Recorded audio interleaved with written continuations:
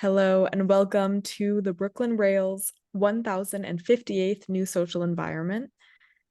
I'm Eleanor, a Programs Associate here at the Rail, and today I have the immense pleasure and privilege of being your MC for a conversation featuring Tina Kukielski, Nick Ravich, Jurrell Lewis, and Eleanor Heartney. And now I'll introduce our guests and host for today. Tina Kukielski is Executive Director and Chief Curator of Art21. Kukielski led Art21's digital transformation and is executive producer of its long-running TV program airing biannually online and on PBS. Kukielski previously held curatorial positions at the Whitney and Carnegie Museums. She was a co-curator of the 2013 Carnegie International. Having worked at Art21 since 2006, Nick Ravich is currently the organization's director of production, serving as series producer for the Peabody Award-winning PBS broadcast series Art in the 21st Century, and the Webby-nominated digital short series New York Close-Up, which he also co-created. As a director, series producer, and consulting producer for Art21, Nick has been directly involved in the production of over 300 digital shorts, which have been screened over 75 times at over 30 film festivals across the world. Jurrell Lewis is an artist and curator who joined Art21 in November 2020 and is currently the assistant curator.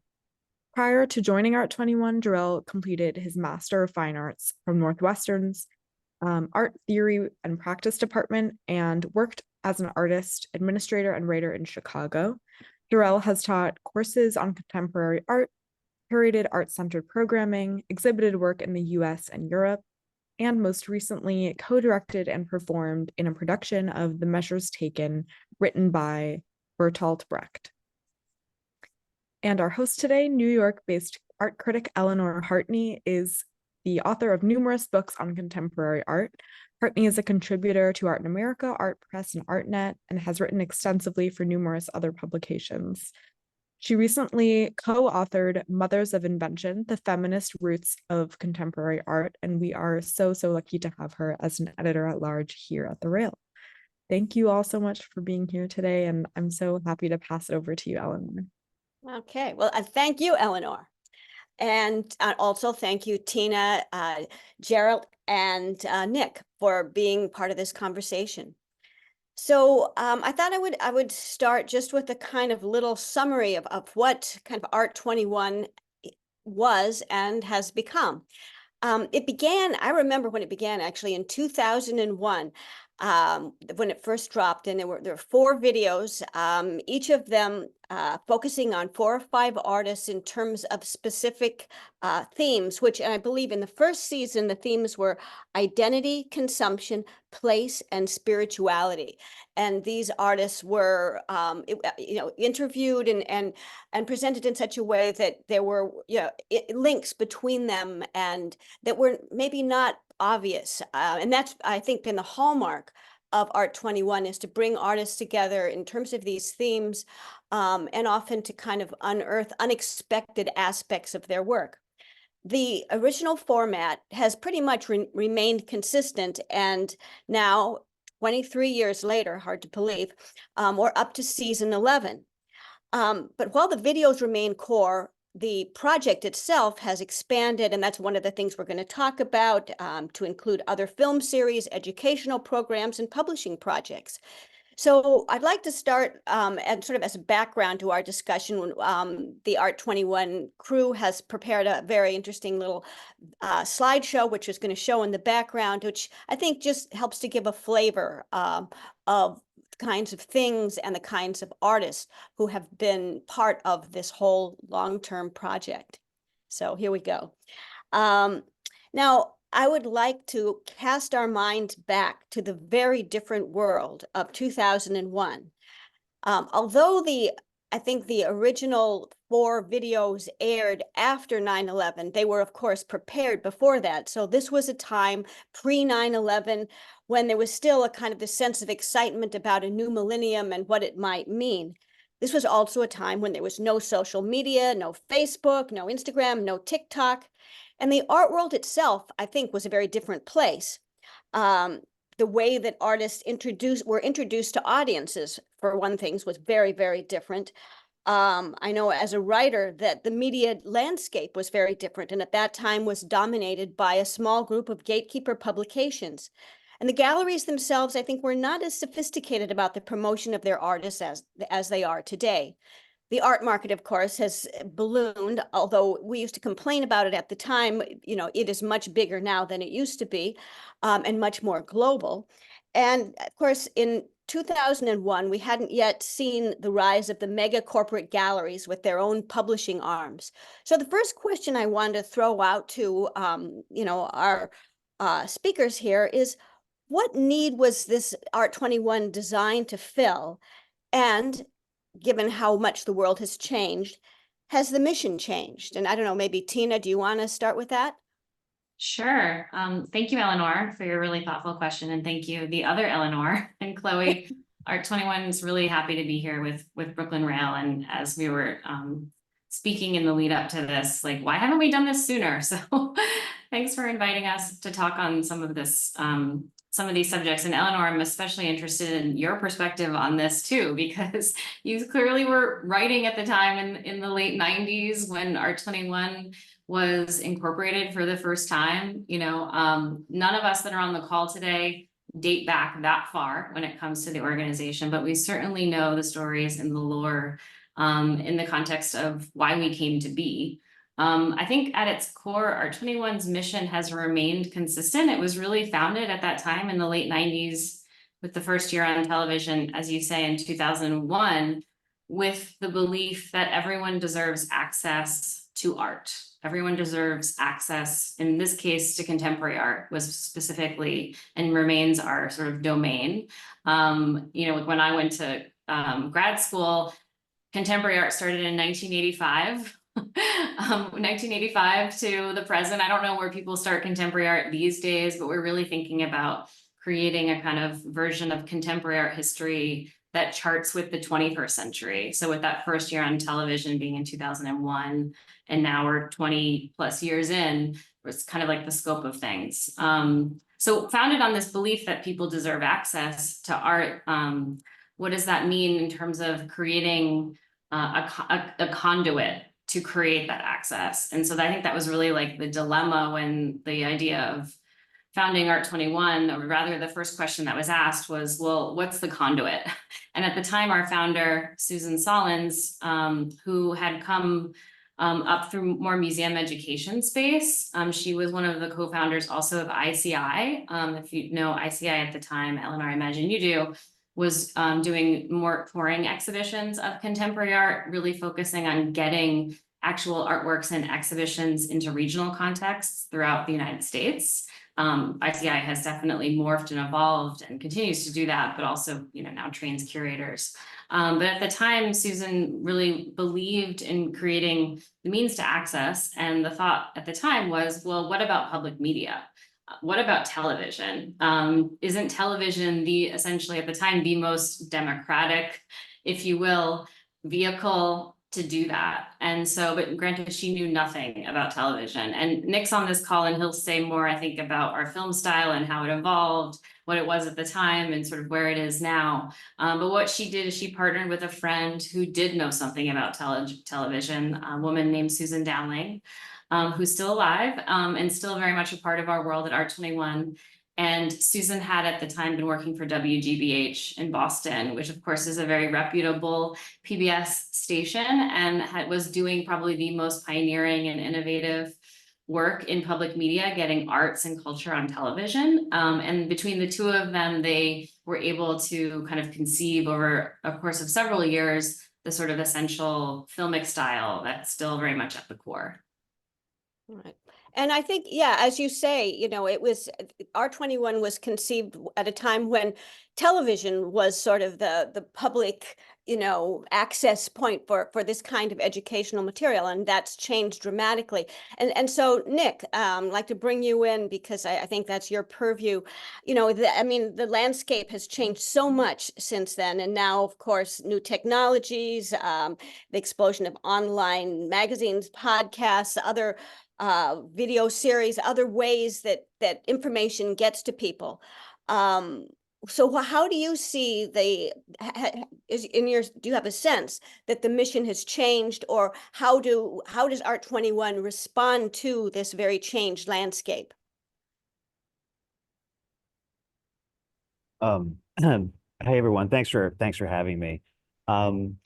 It's an interesting question, and I think I think in a lot of ways, and not necessarily this was the great intention, but we were ideally positioned to kind of take advantage of, as you said, when we started, live TV, or what they now call live TV, or is traditional television, was really the only kind of video medium.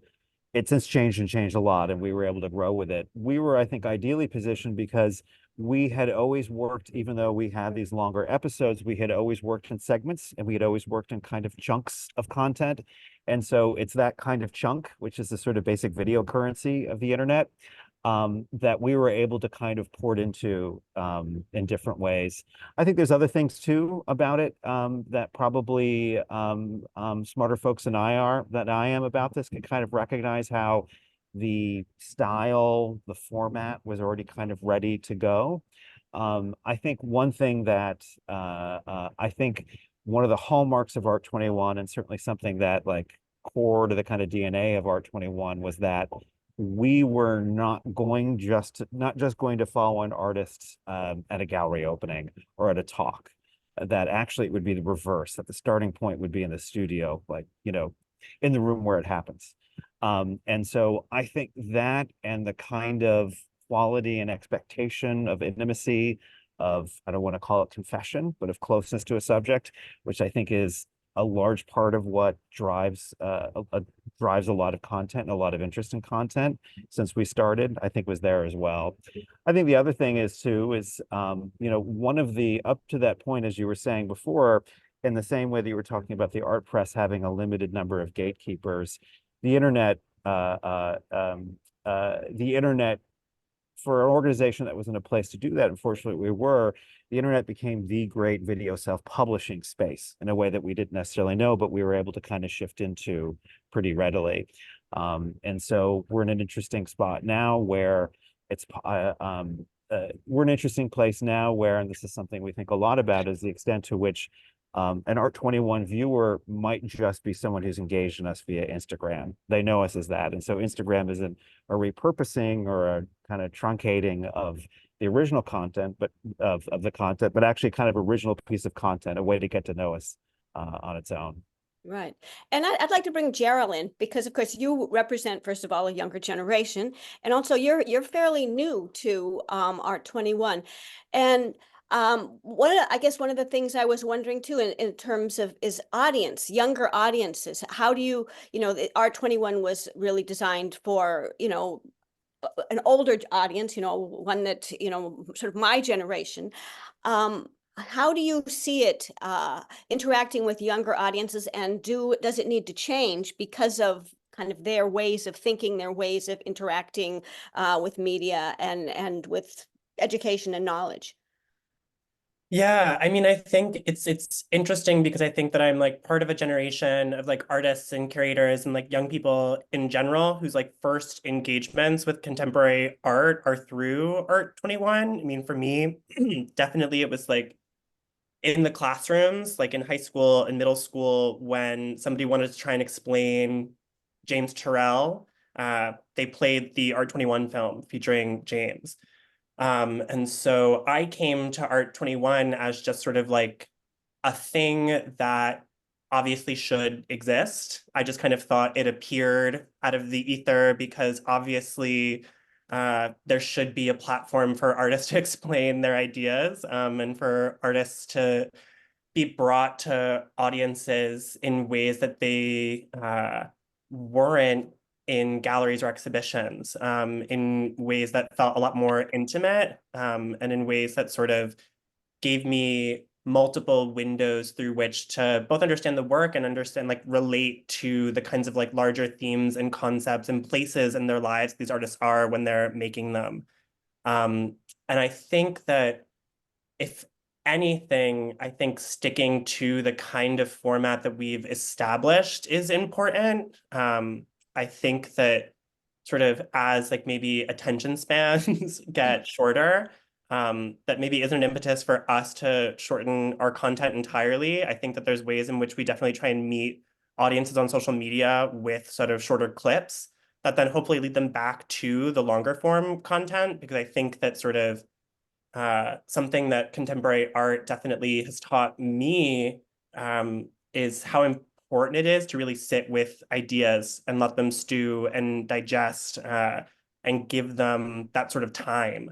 And I think that sort of the fact that video is a time-based medium really works in our favor and works in the favor of the artist's feature, because you really do have to kind of spend, at the very least 8 minutes, which I don't even think is too long to ask people to spend with an artist and with their ideas and with their work. And I think that that's really what develops these kind of like genuine relationships with an artist and their body of work and their ideas.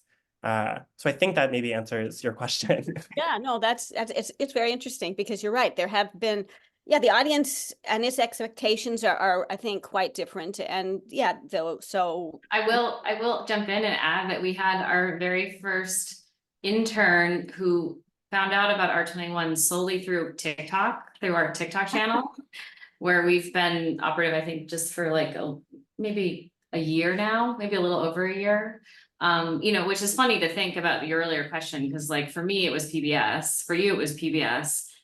For some people, it was YouTube. Many people, it's the classroom, but now we're really finding that, with the younger generation, not surprising, like TikTok, TikTok is a means to access information. It's critical. Well, I'm wondering then, I mean, there's certain hallmarks of the Art21 videos. One is, of course, the thematic organization that you put together artists, and it is interesting because they often are very kind of unexpected, kind of juxtapositions of artists you wouldn't necessarily put together. But of course, with the shorter attention spans, I mean, is that a problem? How do you, kind of work with that because you do see these as whole, kind of a whole cloth, or, people kind of pick and choose? I mean, have you had to sort of think about the thematic organization and whether that continues to make sense? Yes, I think we all have our answer to this question. Since we're all really steeped and involved in that, because we just finalized curating our next season. So we've invited a new group of 12 artists internationally, and for the nature of TV as still being a dominant deliverable for us, like we still will put the show out on PBS.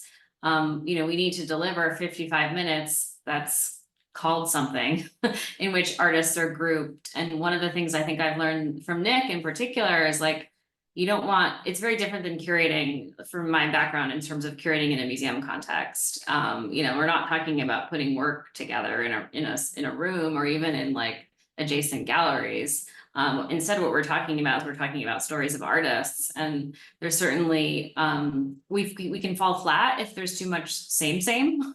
If there's too much similarity, I think like we're really trying to sort of address a kind of attention. So when we are thinking about thematic subjects, well, first of all, we're thinking about what are artists talking about, like what do artists care about, and what is happening in our world, because art and life are completely inseparable in the context, I think, of the way that Art21 thinks about the version of art that we're sharing with our audiences. And we know that our audiences come from all different places. So also being attentive to the sort of very, diverse and varied background of which artists, where they come from and where they represent, that's top of mind. But all this to say, we're thinking about through lines that help to both create a container, but also open up space between artists and their ideas. So really challenging and delicate thing, if you will. Those early days when, as you quoted, Eleanor, were in the first season, there were subjects like consumption. We definitely revisit those themes all the time. And one of the ways that we were able to kind of like do that and build, because we really do believe in the long tail of everything that we're doing. Because maybe it came out in 2001, but now it might be our most seen film on YouTube, you know, after 20 something years, as we're thinking about like where are the thematic overlaps over time between artists. So if you are curious, definitely encourage folks to check out the Explore feature on Art21's website, because it allows you sort of various through lines and playlists in thematic approaches to artists on whether or not you know their ideas or whether or not you know their names or their work. You might be interested in consumer culture or consumption, and you'd find a connection between various artists of various generations over time. Right. And I think you have occasionally brought back artists from the past and put them in new themes, or do you do that? Someone else want to answer this? Sure, I can pick it up. Yes, we have worked with like the same artist over time, and typically they're kind of in a different, typically that would be the case. Is probably the place where our work is most thematized, and I don't think this is a coincidence, where they're most kind of artists, like disparate artists are most grouped, is on the PBS program. And I think that has a lot to do with the needs of the kind of the structure that we've created, multiple artists in the same segment, and I think maybe a kind of a sense of what of an audience desire. I think there's other contexts, and typically when we work with artists a second or even a third time, it tends to they tend to exist on their own, and so not necessarily grouped.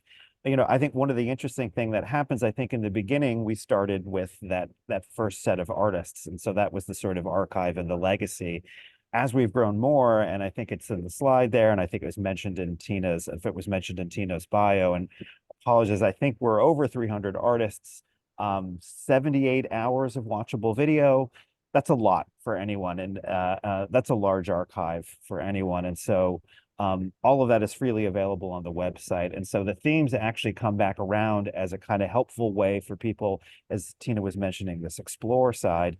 If you're not familiar with the individual artists, but you're familiar with these ideas, or you've been given a lesson plan in which these ideas are coming up, right? And so that's another way to kind of group them. So they become really helpful as a navigation for a lot of individual artists over time.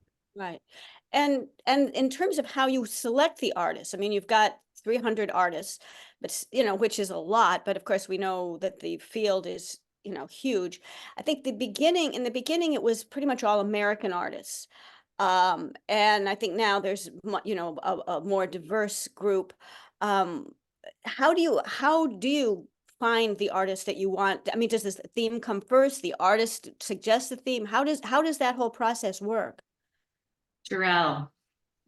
It is all of those things. I think that the ways in which we curate artists into the various film series come from a lot of different directions. Having just finished the curation of season 12, that's kind of top of mind.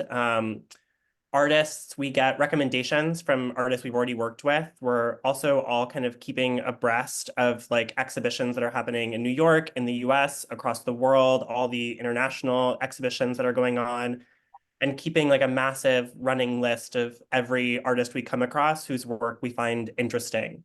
In addition to the work of sort of discovering artists, we're also keeping abreast of just what's going on in the world around us, like political and social movements, thinking about sort of what people are writing and talking and thinking about. And then those two things come together in conversations with the curatorial and production teams, with the entire Art21 staff. And I think something that has been kind of standard over the 2 seasons that I've been able to work on is that we think of a theme at the beginning. That theme is challenged by the artists that we try to kind of fit within these themes. And then that develops over the period of time in which we curate a show. And I think that as we sort of dive deeper into artist practices, they like complicate and push back, even if they're not directly speaking to us, push back against those themes and like force us to kind of expand and think more complexly about how we thematize artists' work. And I think like Friends and Strangers, which Linda Goodbryant was featured in, which is the image that we're looking at now, is a great example of that, just because I think that at a certain point, we realized that sort of community, which was something that we were deeply interested in, wasn't the whole story when it came to artists' engagements with others and social practice.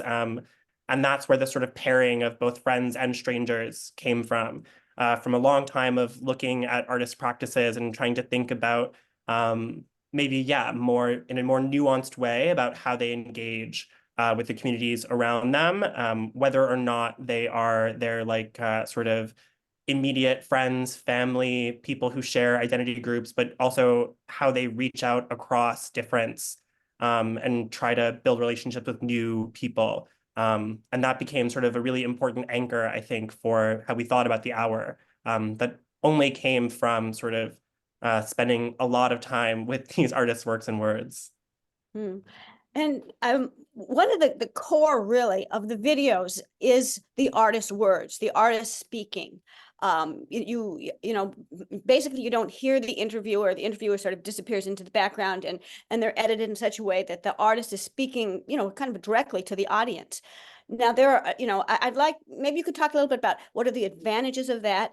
And then of course there are limitations to that, which then you need to probably work around the fact that if you're just hearing the artist's words, you don't necessarily hear you know, the larger context. I, as a critic, of course, I'm always interested in these theoretical frameworks that we put things in.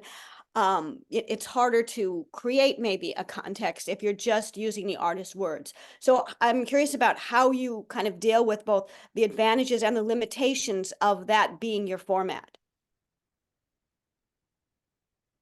I'm curious what Nick has to say, but maybe I'll just share something short, which is that you know, the art history, our historian in me did find that challenging early on because I definitely was partially educated under the rubric that as an art historian, you don't necessarily trust what an artist says all the time, or rather don't consider it a primary source. That's obviously super complicated and contentious question.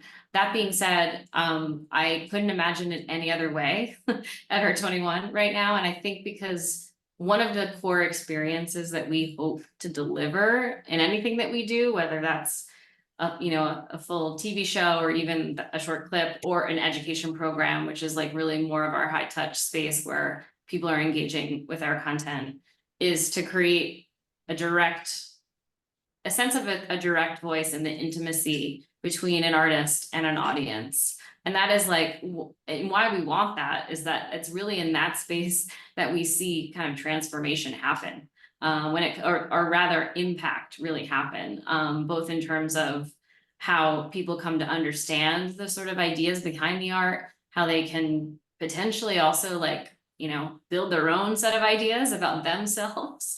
And this idea of sort of identity formation definitely is a thing that we think about as that play. Like we realize this, one of the impacts of our work is people seeing themselves in a way reflected back, challenged, yet also like, you know, forced to better understand oneself and potentially also develop and change, like as we all need to do as humans in the world. So I can't imagine it any other way. I'm curious what Nick has to say when it comes to, you know, building a filmic story and how that works and doesn't. Thanks, Tina.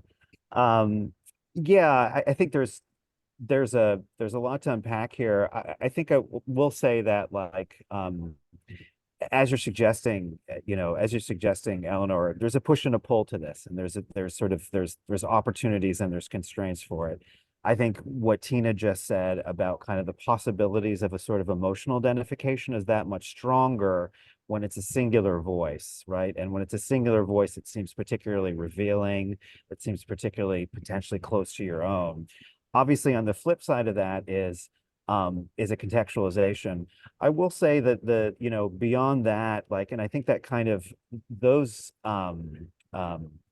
in some ways, I think the challenges comes most in which there's in dealing with art that isn't as sort of immediately visually intelligible as other kinds of art, right?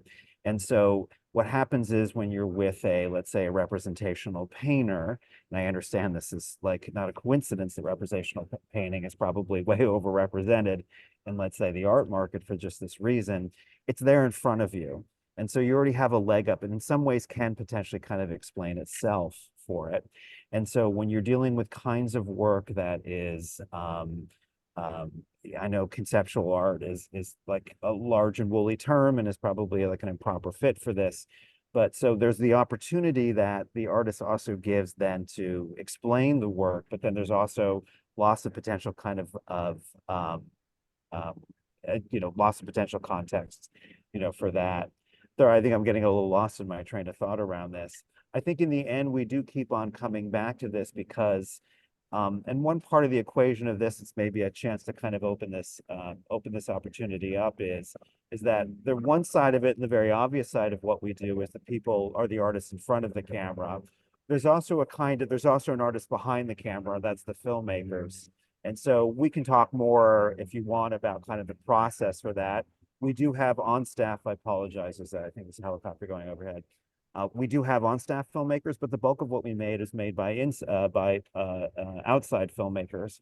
And so the portrait is a form that's the portrait, the singular portrait, the subject talking to camera is one that filmmakers, whether they have a kind of grounding in contemporary art or not, are able to kind of use and run with and kind of find a richness that maybe in other ways an essay style films where there's multiple, where we're relying on others who aren't artists, relying on others.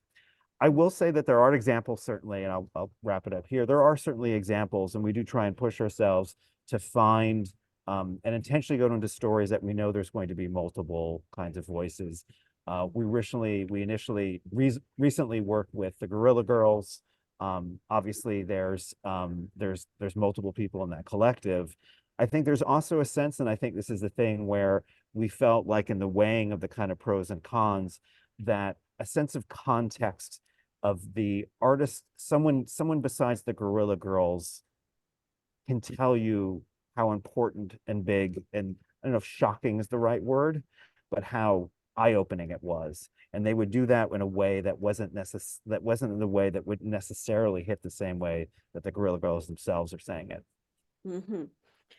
And I don't know, Jurrell, do you want to add anything to, your sense about this question of the artist, what you gain and what you don't have when you are focusing on the artist's words? Yeah, I mean, I think the only thing that I would add is that the sort of like coming from a background as an artist, like I think you get a lot of opportunities to hear a lot of really important voices outside of the artist talk about the work and critique the work and contextualize it. And that when I'm making and when I was really kind of deep in kind of figuring out what my practice was, actually hearing artists discuss those problems that they were encountering in the studio and discuss how they were thinking about how to build an idea, how to translate concept to object, how to realize these things, like that was something that I didn't find anywhere else. And I think that is the real advantage of hearing directly from artists, that these are problems that sort of don't really get discussed outside of maybe outside of Art21 films. Yeah. Well, I mean, I know from, when I do interviews that you have artists who are incredibly articulate and, amazing. And then you'll have artists who are not so articulate. And I'm sure that's an issue that comes up as well. And I guess maybe that's partly the filmmaker behind the camera, as you were talking about, has to deal with that. But I mean, there's a difference in artists' ability, I think, to express what it is, that they're doing. And of course, the other kind of issue is that I guess you need to have, in a way, language is a limitation, and that you really need to have English speakers, right? I mean, I don't think you can really use this format without, it has to be someone who is speaking English. And so in a way that can be a bit limiting too, but. Well, not anymore. Oh. I would say, so the first many seasons were exclusively directed by the founder of Art21, Susan Sollins. But since season 8 of our television show, season, I get that right, Nick? Season 8. We opened up opportunities for other filmmakers to work with us on our work. So that's really been like the new way that we do things at Art21 over the last 8 years. So in that case, if it was a non-English speaking artist or an artist who was more comfortable in their native tongue, we would just ensure that whoever was conducting the interview, the director essentially, spoke the same language. So that's 100% possible. And we did a whole hour of artists in Beijing. It's entirely, all the interviews are done in Mandarin. Maybe you watch it and you didn't even notice, but it's fully subtitled. In the old days we used to dupe, but now, now we do subtitles. So, and we're one of the, at least one of the artists in our upcoming season is Spanish only speaking. So her interview will be conducted in Spanish. And I guess that also points to another sort of large change in the nature of the art world is, our awareness of sort of the global art world, which was less the case, I think, in 2001 than it is now, and that you really need to be able to reach out, and that it can't just be, English language centered or, Western Euro, centric or whatever. So that seems, an important change. You are involved not just in these core videos, which was really the core of your mission, but other projects as well. And maybe we could move to those now, and how the project has expanded beyond those videos. And I don't know, Nick, maybe you want to address that? Sure. I think I might just sort of mention some things and hand it off to Tina as well, since it's sort of, but the core of what I do is video production. And I think that was sort of the start, the initial impulse for Art21. It's certainly grown since then. I think you could argue that a lot of our presence, on social, the web is more than, and I was saying before that, like, you can have an experience and a strong sense of Art21 beyond the full videos or even beyond video itself. One of the things that's really interesting, I think this dovetails into kind of maybe one of the opportunities of it being so first person driven, is that what we find is that the sort of that the kind of telling quote, the personal quote, the bite, if you will, is something that reads in some ways, and it's something that reads and has just as much impact as video, and in some ways is even more portable because it exists as text. So that's certainly a large part of what we do that I see not just as downstream from what we make, but in some ways independent of it. We also have, and Tina alluded to it, and Jurrell alluded to it in his own experiences, is that probably one of our most core audiences, and the reason why people grow up seeing it in schools, is art educators themselves. And so we're very active on kind of multiple ways of reaching art educators. It comes out in kind of intensive workshops, public programs. There's also public programs for more general audiences, that kind of thing. And I think it's probably I think Tina's probably in best position to sort of pick up the sort of like non-film kind of aspects of the organization. We have a summer institute where teachers, and initially it was teachers all across the United States. Then it opened up to Canada and Mexico, and now we have international teachers who come to New York for a 7-day session, an intensive session that then leads into a year-long distance learning program. So we have well over 100 teachers who've gone through cycles of this program over the course of its last 12 years that it's been operative. And in turn, we're activating those communities at the regional level through a new education initiative we have, which we're sort of piloting right now, called Art21 Activations, which helps to bring our programs on the road more, and oftentimes will engage with teachers who teach in a certain district, who have a kind of, have more of a regional context. We see a lot of difference between what's happening with teachers in the rural space versus the urban space, private school versus public school. I mean, we really try to cast as wide a net as possible. We also bring in museum educators. You don't need to be a full-time classroom teacher, but you have to be directly teaching people in order to sort of meet the needs of that program. And we're finding that we're having more opportunities to do, you know, like half day or a couple hour sessions with teachers like that. For instance, we did a program with SF MoMA.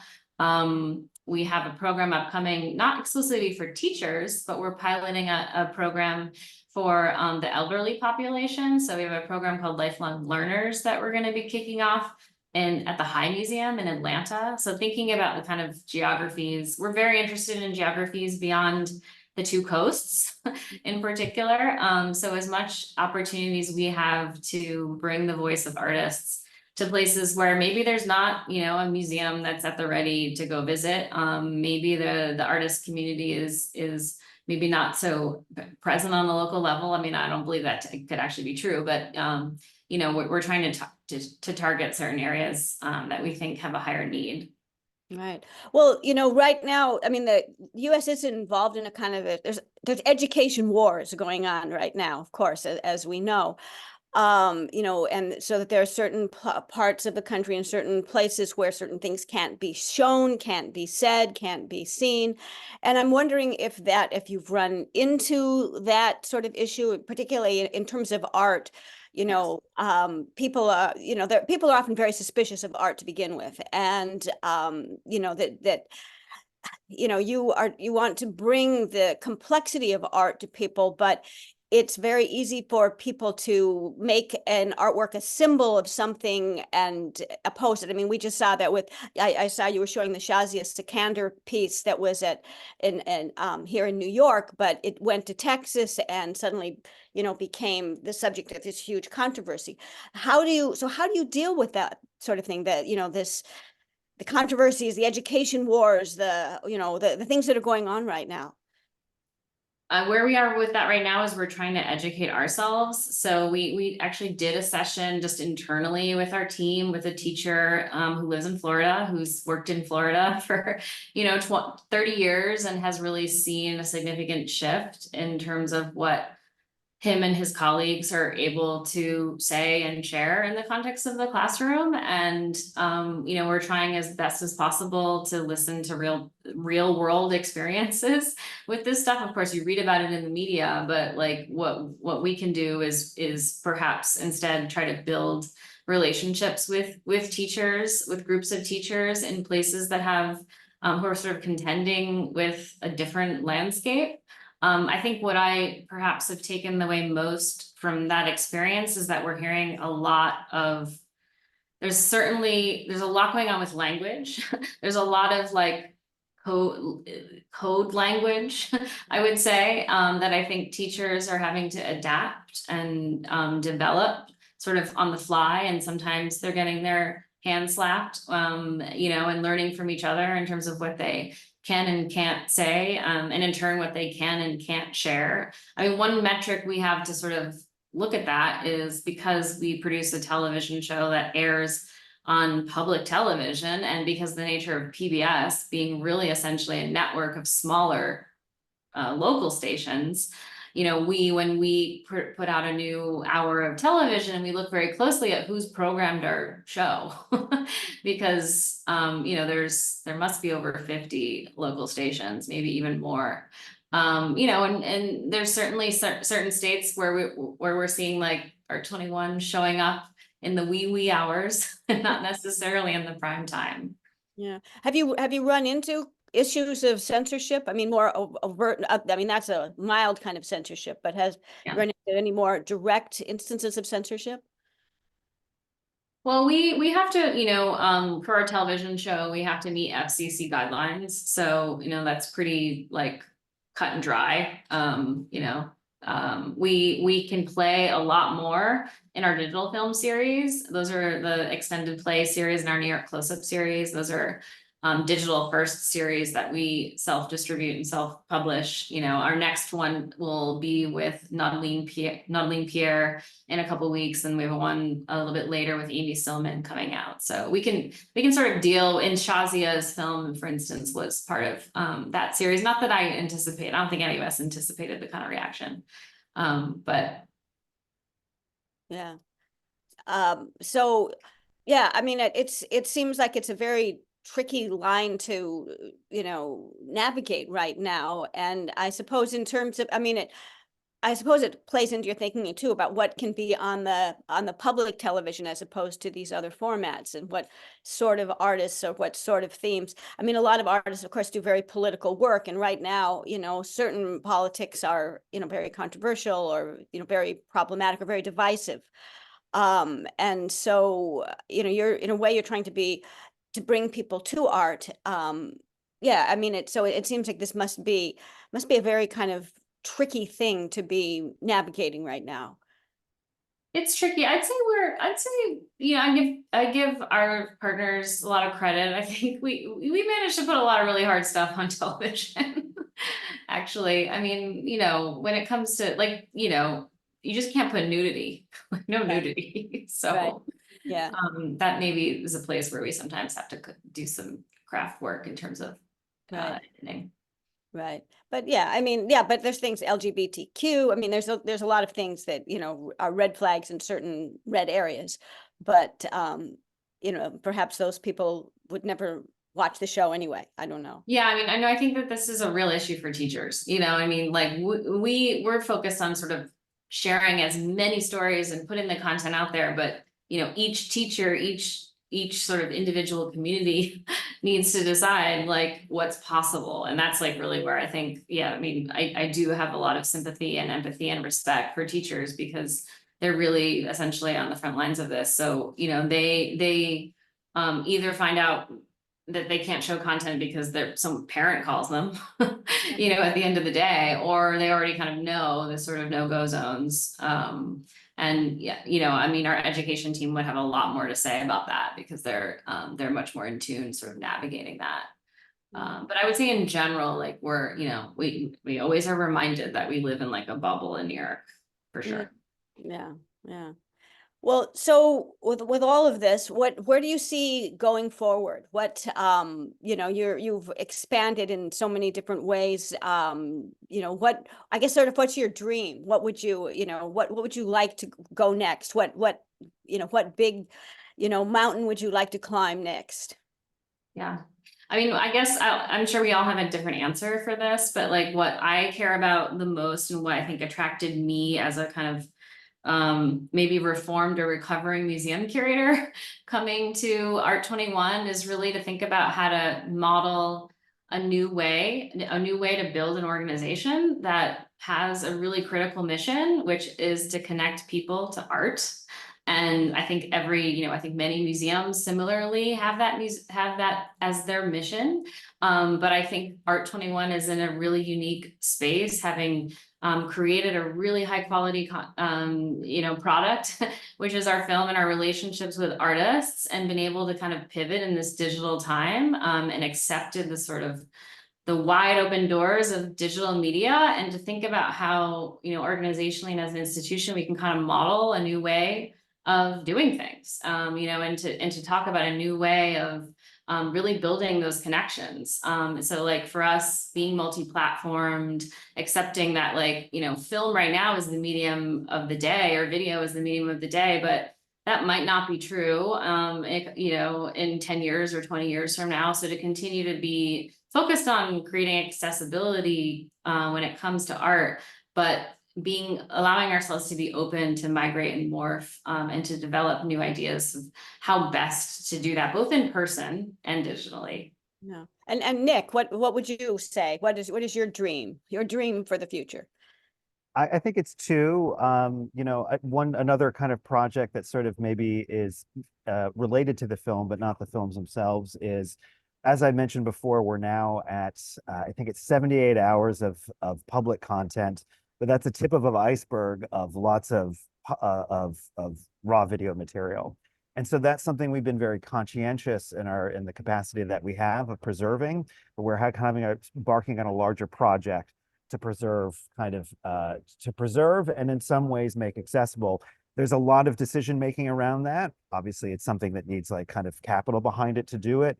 We're very much an organization that's making films going forward. We're not a legacy organization in that way, where we've stopped actively creating new things. but we're at a point now where it's grown large enough, and the needs and the kind of value of it, the value's gone large enough that we're thinking more and more about what to do with it as a kind of as a living archive. I think on the flip side of that, as it's saying, is that I'm still I think what I'm probably most exciting for me is as we grow our capacity, and in many ways, but certainly more films means more artists.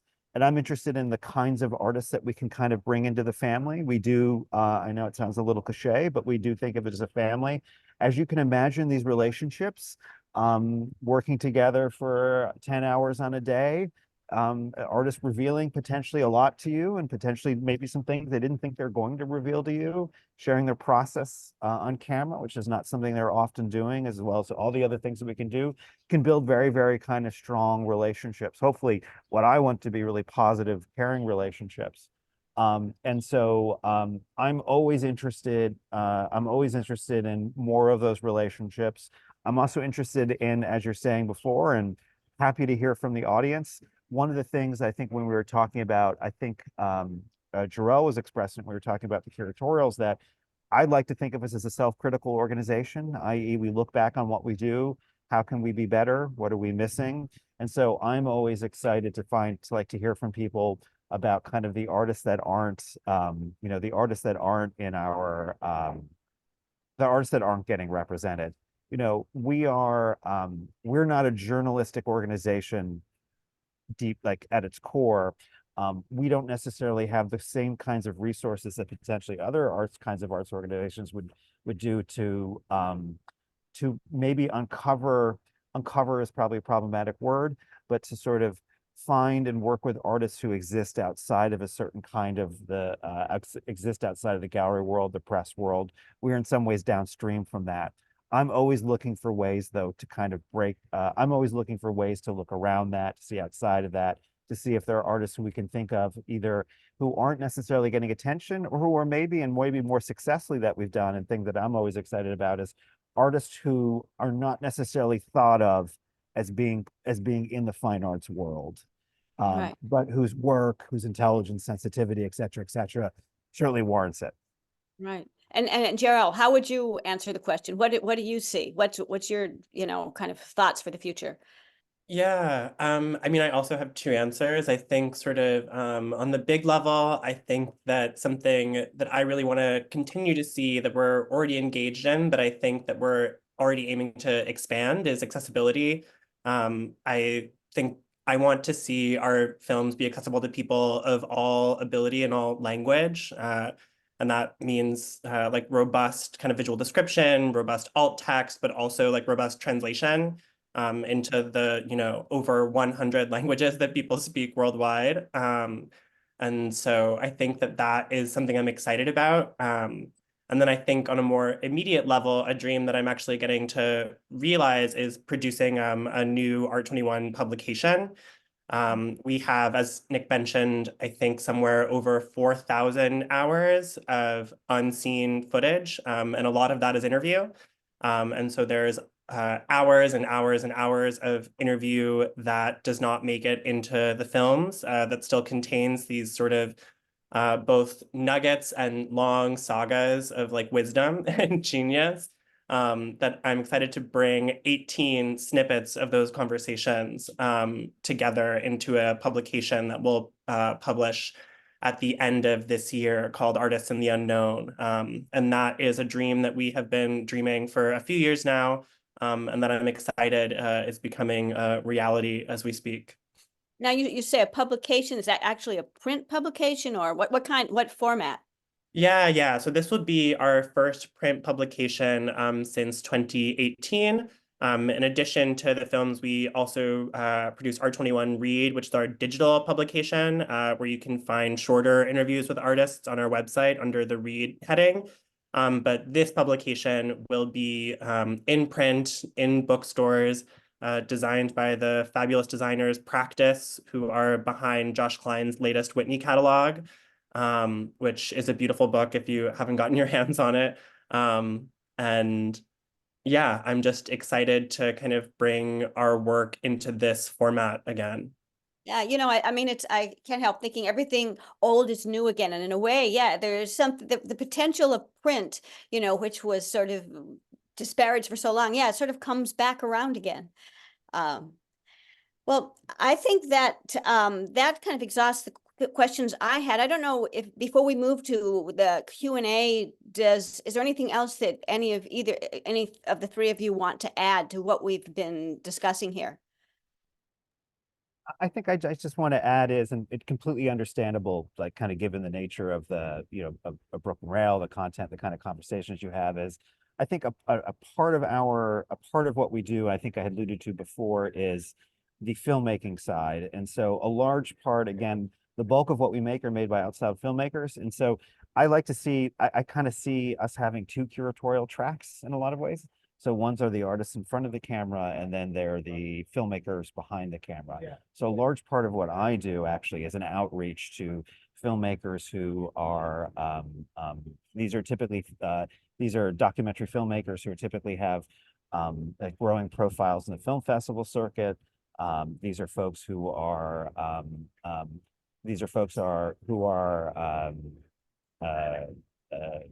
again, in some ways, not necessarily the equivalent of our artists, but in some ways, I want at least a kind of looking for their own sort of an equivalent visual sensitivity that's sort of possible. And so that is another large kind of part of what happens behind the camera for it that I'm very actively involved in. And something I think in terms of a kind of future hope is to maybe grow a sense of the filmmaking, like Art21 is documentary craft and the craftsman behind that. And so we're looking for ways to kind of grow that visibility, but also a way to engage filmmakers continually in Art21. There's only so many films that we make through the course of the year. So only so many opportunities to direct, produce, shoot, etc. Oh, okay. Well, thank you, all three of you. And I think I'm going to turn it back over to Eleanor now and to the Q&A. This was amazing. Thank you so much, Eleanor. And thank you, Jurrell, Nick, and Tina for this really rich dialogue. Y'all are doing amazing work, and we're so grateful to hear more about it. We've got a couple questions here, and if anyone else would like to ask a question, please send a message in the Zoom chat. Our first question today will be from Chloe. Hi, I have a question for you.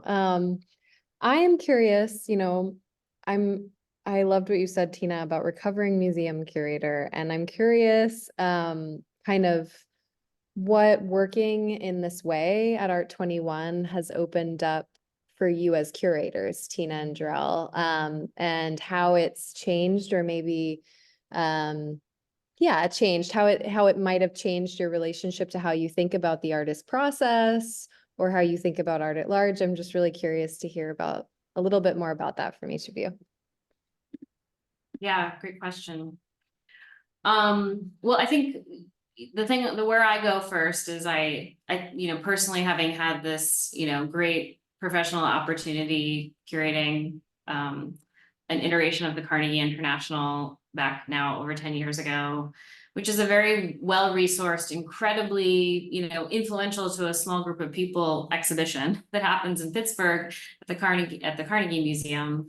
You know, putting all my heart and soul and my co-curators, and it's one of the most like transformative personal projects I've ever worked on. And we commissioned over 30 artists make new work.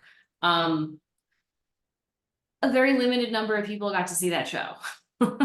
I think if I recall, our attendance was 300,000, which I think is like probably like what a pretty good museum in, you know, not MoMA, not the Met, but like, I think that's what like a pretty good museum gets like on an annual basis.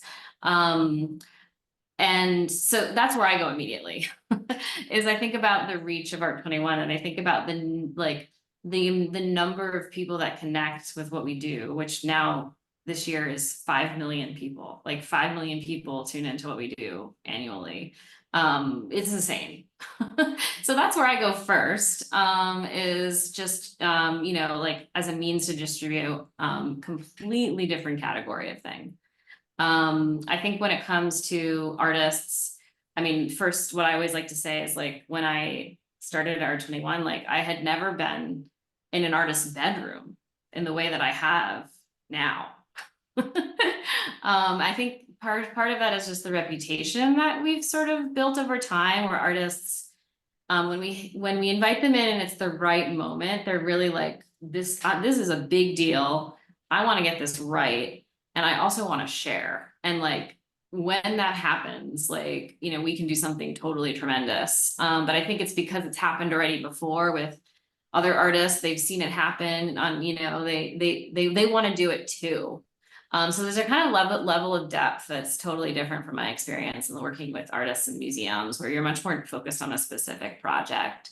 There's something like rather comprehensive, and also there's a like typically like a really deep process of discovery that happens when we're working with artists, because it's not just about like what they're working on now, but like often a very frequent question we're engaged in is like, how did you become an artist? You know, like, how did you decide, like who or what conditions created you? You know, and that's usually like a really interesting and unique story. I mean, there's not necessarily a one size fits all when it comes to like when people realize that that's what they want to do. So those are the two things that come to mind for me.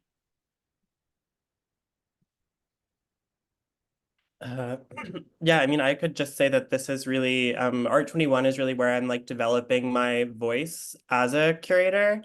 And I think that, as Nick has mentioned, sort of maybe something that's different about curating for an Art21 film than curating for a museum or a gallery is that you're always working one with the artist in front of the camera and the artist behind the camera.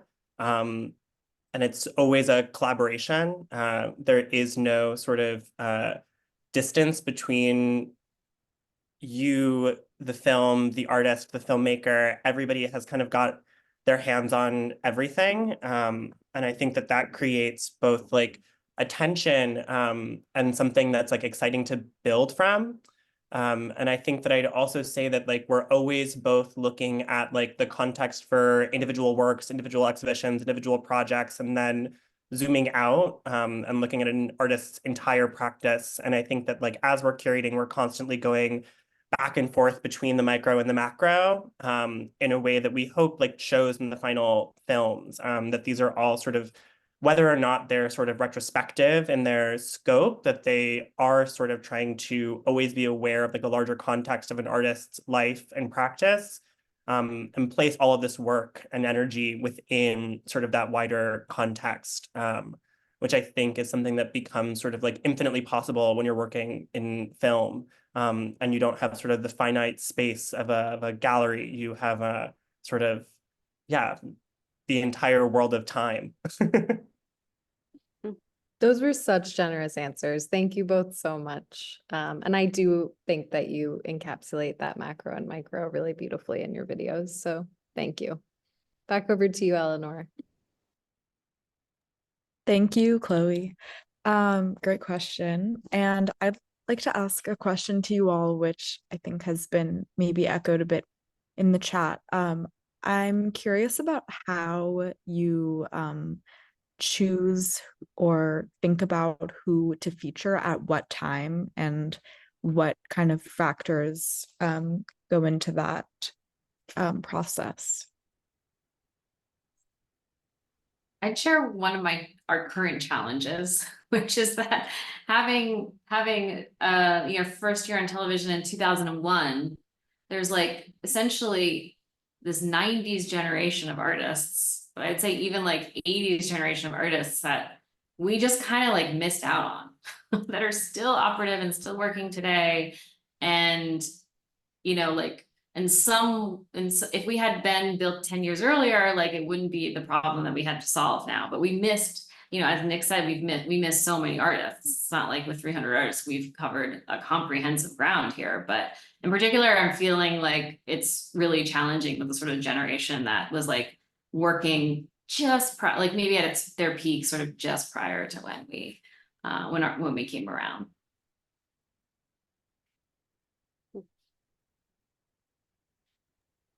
Well, thank you. Our final question today will be from Fong. And Fong, I will give you the mic to unmute.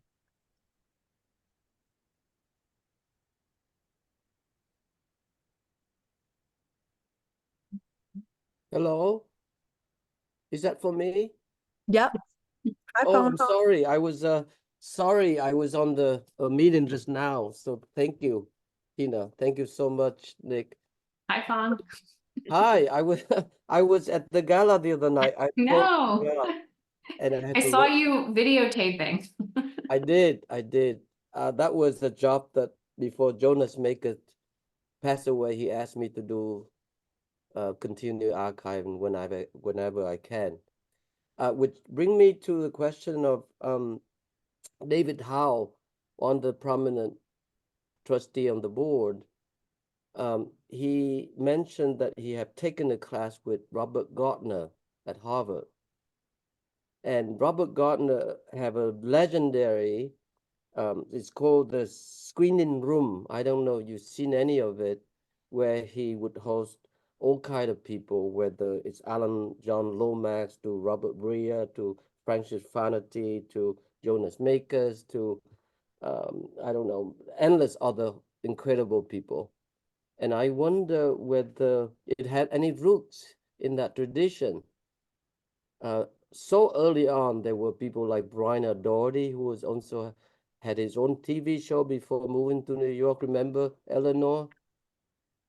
He interviewed, all kind of people from Duchamp to Woody Allen, and I think that's very interesting. Continuing on to what we have experienced with Charlie Rose until he have thrown out because of Me Too movement.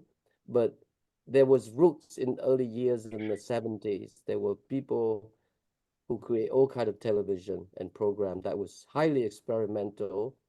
And it seemed to me there's a spirit seemed have a certain infinity to what I have experienced, all I have seen from Art21, I think you're totally right. And I actually talked to Brian about this a bit before he passed away, because I'm personally interested in sort of, I don't believe that there has been a sort of definitive history by any means of sort of the relationship between art and television in maybe its earlier days in the 20th century. And Brian's show was, from what I recall, actually a WGBH program.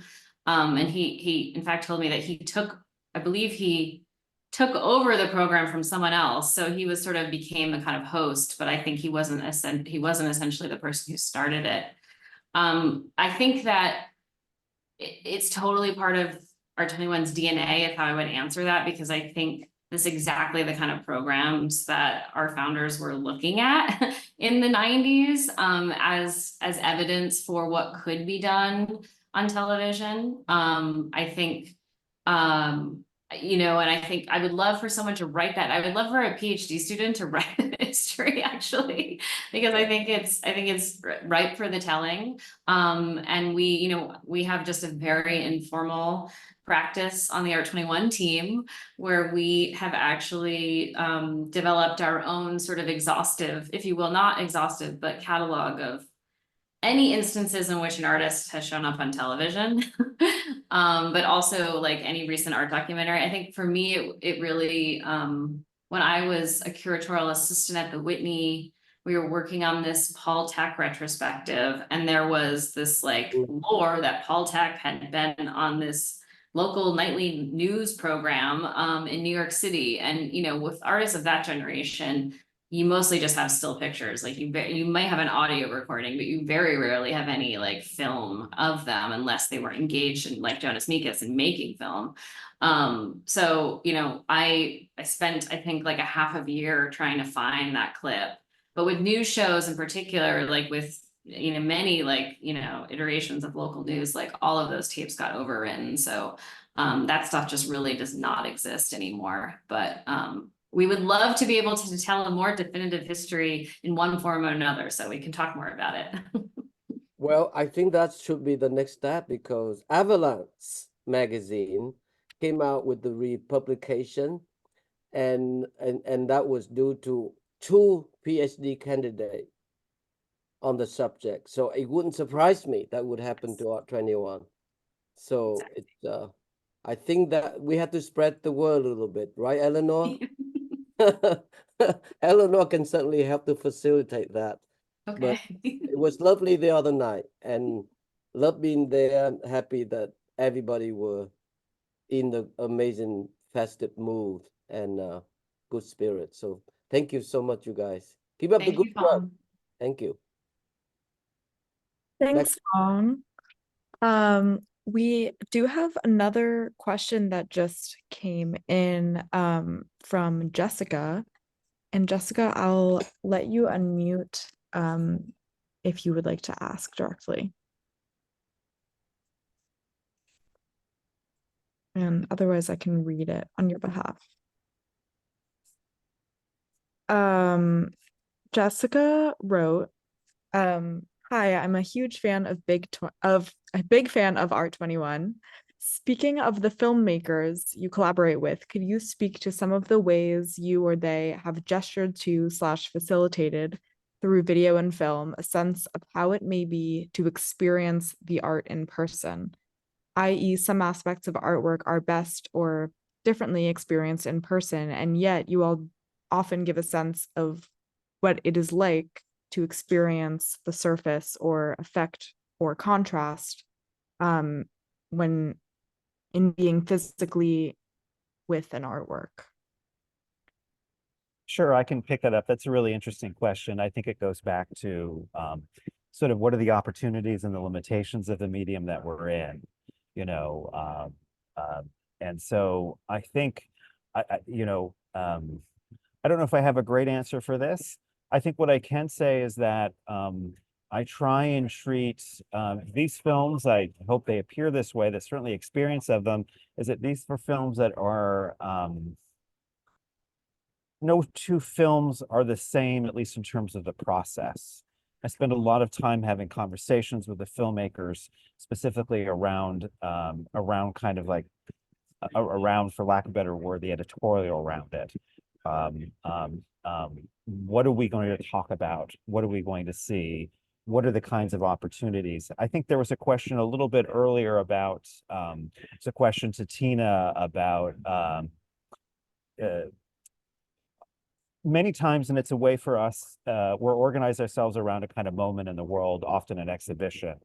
And so obviously that there are two-dimensional work and traditional three-dimensional work tends to be the thing that's sort of most easily translated. Things that are more experiential or things that are more, as I was saying before, more conceptual, have their own kinds of like, have their own, again, their kinds of constraints. I think the thing that we can kind of, the sort of the opportunity that we don't have, that we get, that maybe others don't, is that processes that are deeply conceptual, where the artists themselves see the process as important, if not more important than the final object, that becomes really large. Those become classic documentary storytelling process opportunities for us to talk about a history, to show documentation, to show in a kind of classic, in classic documentary style. In terms of, I think the question is more about how we get a sense of something that's more experiential. Is that kind of the right way to read it? I think then the kinds of things that, the kinds of levers, the kinds of tools that we have come more into play.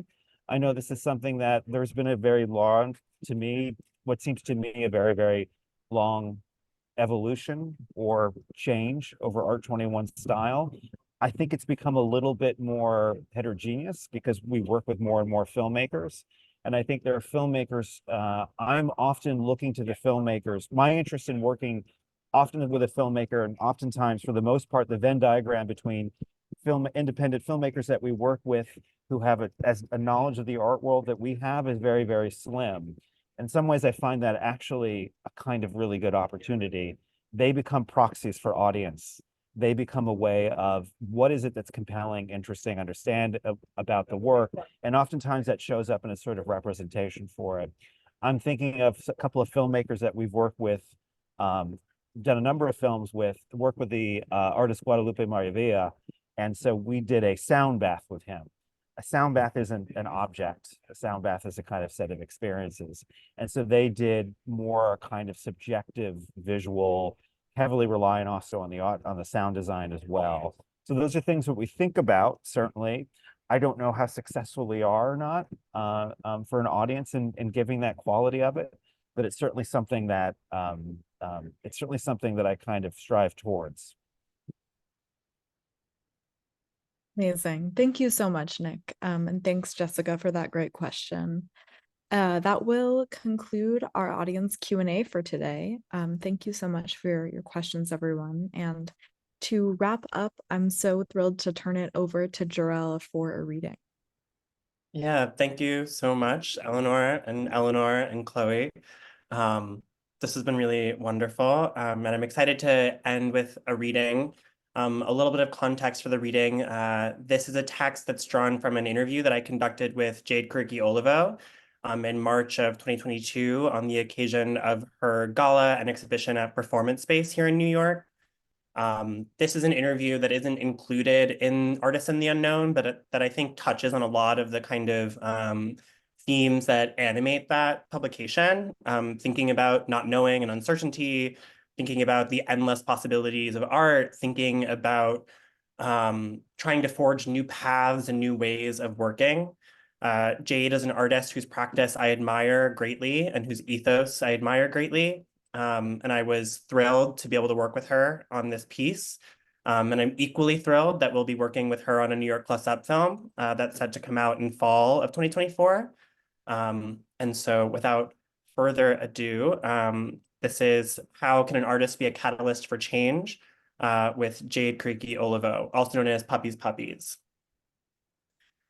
The Trans and Gender Nonconforming Resilience Gala and Awards and accompanying exhibition at Performance Space was a way to raise money.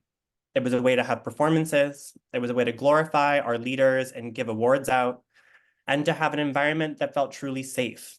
I heard from a lot of people in the community, the gala was truly a place where they could feel beautiful and they could feel safe and they could feel heard. If the gala is a way to raise money for the institution, let's mimic that model as a way to raise money for our people. The architecture or structure of institutions is something that I'm always looking at. I'm trying to reimagine these forms that exist in the world and what the possibilities are or what they're capable of. Art is this one arena of life where anything goes, where there's no set rules. Growing up, I didn't know how I fit into the world or where I was going or what I could possibly be. I didn't know what I had to offer. And I came across art because it was where I could go to figure out what I wanted to do in the world and have it not be set. Maybe there's a way that I can find the care and love that I want to put out in the world through art. I want to figure out ways in which art could expand outside of how it's been structured in the past. There's obviously limitations, but theoretically, the possibility of art is endless. It allows for this open realm where anything is possible, which is so exciting to me. I can wander and find ways in which to reimagine or restructure the ways in which things work, even if I feel so small. I'm noticing the ways in which the world is messed up and finding how I can be a catalyst for change. I feel privileged that I'm finally starting to get invitations to show my work, and I need to really think about these opportunities and to understand what I can do to make the thing that I want to make, which is change, even by simply giving exhibitions to other artists. Lexi Fox is a good example. I wondered if there was a way that I could bring more awareness to her campaign, Stop Killing Us, but also showcase her work because she's a brilliant artist. I realized this opportunity with Performance Space was the perfect place where I could do all of this and more. Lexi Fox is organizing events that are happening at Performance Space, like an empowerment runway, an open mic night with a healing session, teaching people how to use Narcan or fentanyl testing, all these different events that talk about substance abuse, bringing in these opportunities that don't usually exist in an art realm that are helping people, empowering people, and teaching people real life skills. She's reaching out to her whole community to be a part of these events, thinking of all different ways to prep the girls or siblings or brothers into understanding, into having a way to save each other's lives or protect each other. We don't all have the same life expectancy. We don't all have the same reassurance that we'll live to see a certain age when you often see artists getting their dues. Let's make it so that artists that don't have the assurance of living to be a certain age start being acknowledged earlier on in life, because we can't pretend that we can all rest assured that we can go out the door and come back. We need to realize the difference in what people are experiencing and what people's life privileges are, what they've been given in life and what they've gone through in life and what they have access to. And then it's about making changes so that it's possible for people who don't have the same access. I certainly know from seeing my sisters, they could thrive if just given the right opportunities. So if I can make change even within my small community and that community starts to grow, then maybe this model of creating equity within the art world could be seen as a way of working. That was amazing, Jurrell. Thank you so, so much for sharing that. That was a really inspiring way to conclude the NSE today. And a huge, huge thanks again to Tina, to Nick, to Eleanor, and to Jurrell for the wonderful conversation today. Thank you also to Noor from Art21 for helping us prepare for the event. We'd also like to thank the Terra Foundation for American Art for sponsoring the NSE and for supporting our archive, which you can explore on the Rails YouTube channel and where this conversation will be posted very soon. The Rail has been free and independent for 23 years. A donation will support our writers, production staff, and operations, so consider supporting us through the link in the chat. And join us tomorrow at 1 p.m. Eastern for a conversation with Kim Suja and Barbara London on the event of meta painting on view at Tanya Banakhdar Gallery in New York. Thanks everyone so much for tuning in today. And now you can turn on your microphone in real tradition and say hello and goodbye as you leave. Thank you. Thank you, Okay, thank you. everybody. Thank you. Everyone. you. Love Thank you, Art21 Tina. Thank you, Jurrell. Hi. Thank you so Hello, much. goodbye. Thank Thank you, you. Nick. so Thank you, much. Nick. This is really great. Thank Thank you, you. Jurrell, for the reading. Beautiful. Amazing day, Thank you, everyone. Eleanor. Bye, everyone. Have a Eleanor. good Thursday. Keep up the good Thank you, work. Eleanor. Congratulations. Keep up the good work. Thanks so Bye, much. everybody. Thank you, Jurrell. Bye. Thank